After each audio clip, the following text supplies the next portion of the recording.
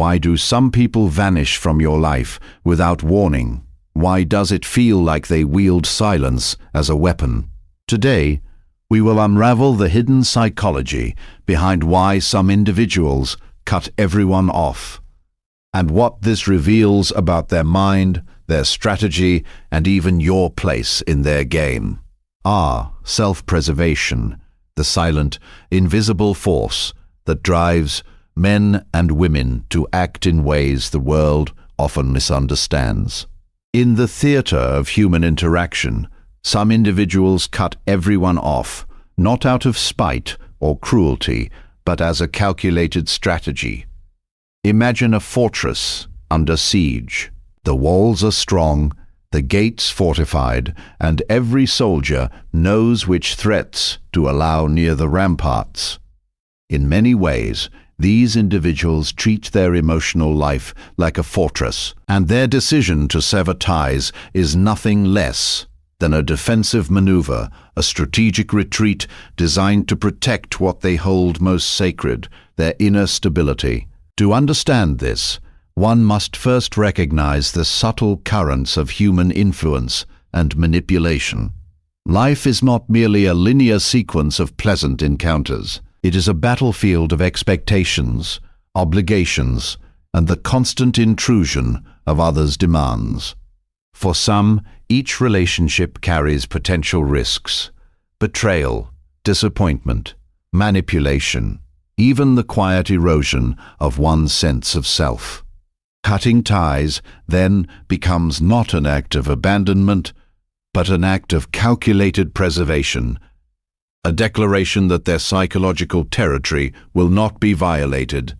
Consider the social predator lurking within everyday interactions, the friend who borrows endlessly, the relative who sows subtle discord, the colleague who thrives on undermining confidence.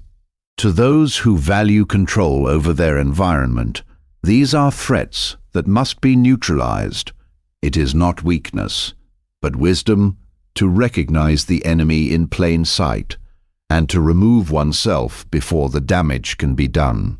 Some cut off family members, some friends, some lovers. The patterns vary, but the principle remains unwavering. Survival, not sentiment, guides the hand, and yet this act is cloaked in mystery. Outsiders rarely perceive the calculation behind it. They see only the sudden absence, the abrupt severance, and interpret it as coldness, or worse, malice. But make no mistake, the decision is deliberate, a reflection of deep strategic thinking. Like a general who anticipates the tides of war, these individuals weigh the cost of each interaction, measure the value against the threat, and act decisively. Emotions are secondary. Preservation is primary. There is a subtle art to this process, a psychological finesse that allows the individual to disengage without collapsing under the weight of guilt or social pressure. It requires an intimate understanding of human behavior, knowing which relationships are toxic, which alliances serve their purpose, and which connections are merely distractions, draining the life and energy they must reserve for themselves. It is a ruthless economy of the soul, a ledger where each entry must justify its continued existence. At the heart of this strategy is not loneliness, but autonomy. To cut everyone off is to reclaim dominion over one's own world, to dictate the terms of engagement, and to ensure that no external force can dictate the course of one's life. It is a silent, invisible power, one that often goes unnoticed by the masses, yet it shapes destinies. In a society that prizes connection and collaboration, those who retreat are often misjudged, seen as failures or outcasts. Yet, in truth, they are masters of self-preservation, sculpting their environment with precision, controlling the elements they can, and refusing to surrender to the chaos of others' demands. Chaos is a relentless force. It lurks in every interaction, every decision, every unspoken expectation that others place upon us. For some, the world is not merely a series of pleasant experiences. It is a storm of unpredictability, a turbulent sea in which even the strongest can be swept away.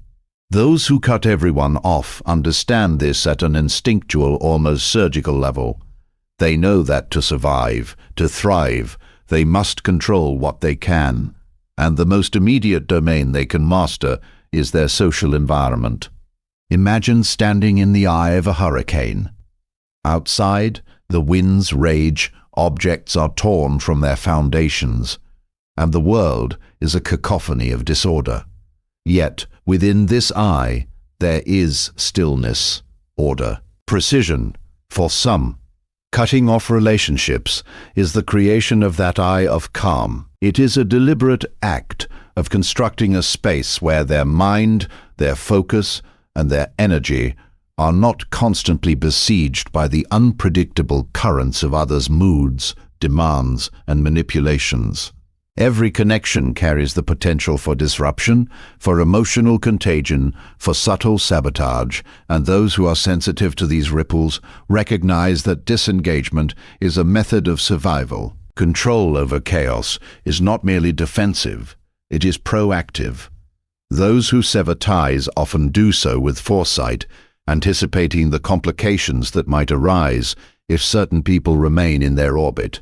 They calculate the likelihood of betrayal, the risk of emotional depletion, and the subtle pressures that relationships inevitably exert.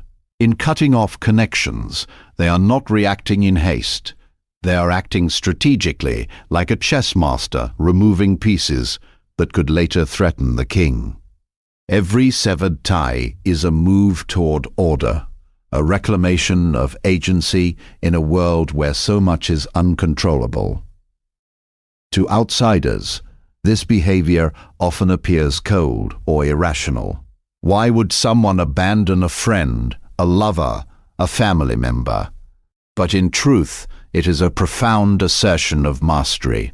Life is messy, and human interactions are rarely straightforward. Miscommunication, hidden agendas, emotional volatility, they are constants in the landscape of human connection. By removing themselves from these dynamics, these individuals gain clarity. They reduce variables, streamline their environment, and create a predictable framework in which they can operate. The world outside may remain chaotic, but within their chosen boundaries, they dictate the rules. There is also an element of psychological economy at play. Every interaction consumes energy, every relationship requires attention, and every bond carries the potential for conflict. Those who cut everyone off are acutely aware of this hidden cost.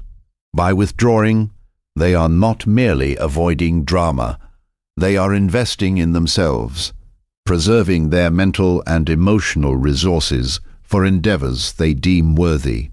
In this way, control over chaos is inseparable from control over one's own destiny.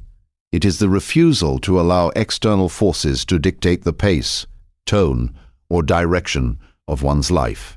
And yet, this mastery comes with sacrifice. The world may judge them harshly for their solitude, for the apparent abruptness of their departures. But the truly strategic understand that perception is secondary to control. To maintain dominance over the storm of life, one must sometimes make choices that appease.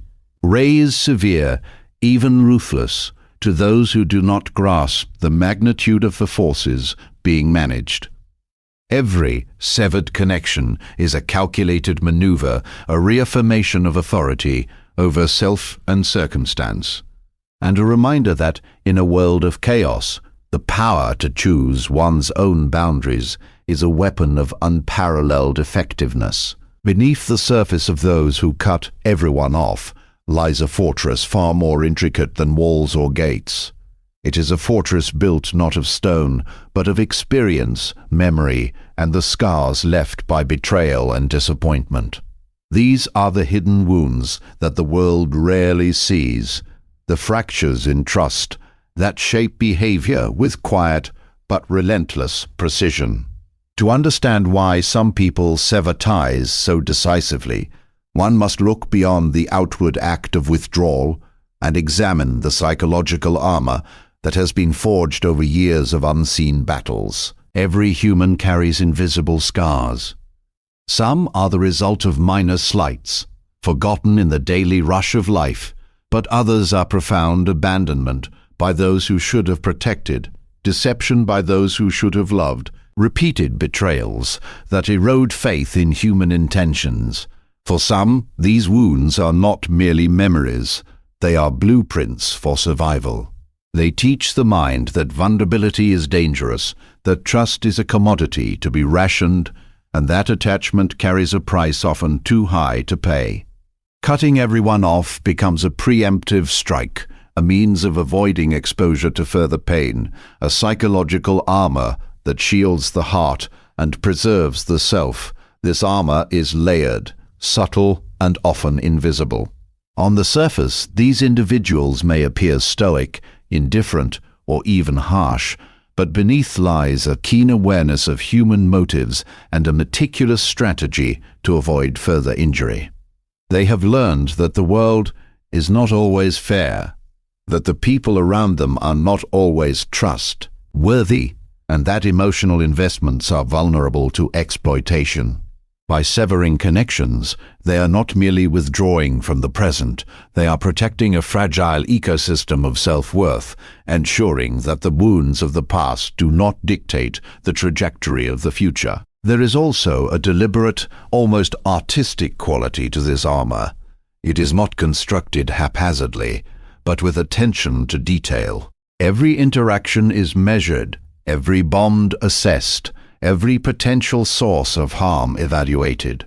Some may misinterpret this as aloofness or arrogance, but it is in fact a deeply intelligent response to experience. These individuals understand that the world will never conform to their desires for fairness or loyalty, so they must create their own rules of engagement.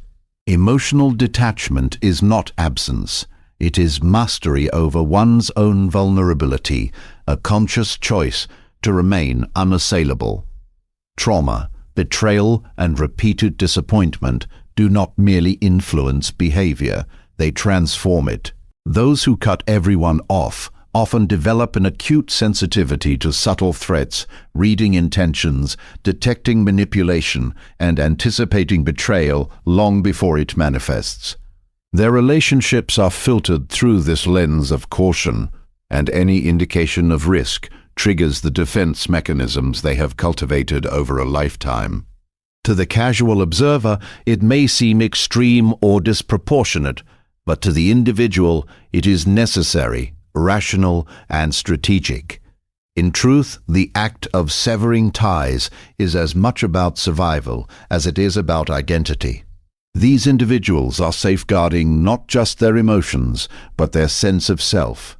Every person they remove from their orbit is a threat neutralized, a potential wound avoided, a layer of armor reinforced. In a world where the careless and the opportunistic roam freely, such measures are not only prudent, they are essential. They are far, ye silent warriors of the mind, carrying the weight of past betrayals and hidden pain, yet navigating the social battlefield with precision and unwavering self-preservation. And so, we arrive at the truth behind the sudden disappearances, the abrupt silences, and the walls that some people erect around themselves. It is not cruelty, nor is it mere whim. It is strategy, it is self-preservation, a calculated mastery over chaos, and the careful shielding of wounds too deep for the world to understand. Those who cut everyone off are not failures of the heart. They are tacticians of the psyche, architects of their own emotional sovereignty, and guardians of their inner fortress. In observing their actions, one can choose to judge or to learn. We may feel abandoned, confused, or even betrayed, but beneath the surface lies a lesson about the cost of vulnerability and the power of autonomy. Every severed connection tells a story of foresight, survival, and the invisible scars that shape human behavior.